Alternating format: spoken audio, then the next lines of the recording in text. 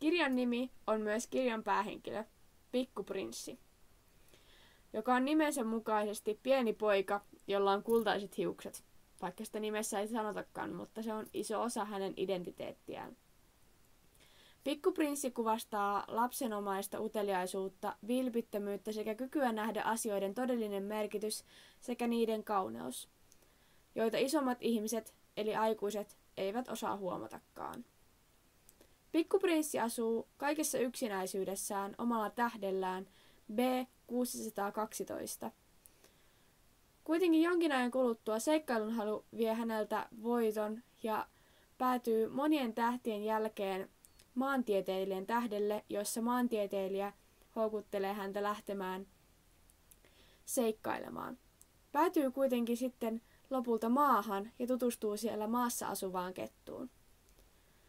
Tämä elä antaa selkeän kuvan prinssin ennakkoluulottomuudesta toisia kohtaan, sillä harva meistä haluaisi tutustua kettuun. Kirjan herkimpiä kohtia on se, kun pikkuprinssi joutuu jättämään maan seikkailut ja palata omalle tähdelleen. Ennen sitä hän joutuu jättämään lentäjälle, jonka kanssa hän oli viettänyt jo vähän pidemmän aikaa, hyvästit. Hän kertoo, kuinka lentäjä tulee aina muistamaan pikkuprinssin tähdistä, kun hän katsoo tähtiin, ja kuulee niitä katsellessaan pikkuprinssin naurun.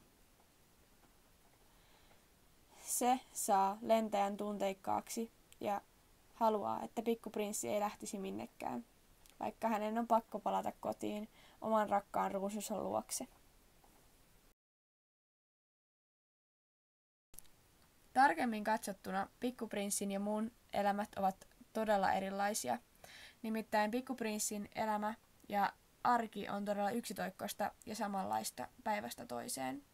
Mun elämä on taas toisista asioista ja ihmisistä riippuvaista, sillä mä elän maassa, jossa on monia eri ihmisiä ja mun pitää osata olla vuorovaikutuksessa toisten ihmisten kanssa. Pikkuprinssillä on taas, hän on ainut hänen tähtensä asukas, joten hänen ei tarvitse huolehtia toisista ihmisistä.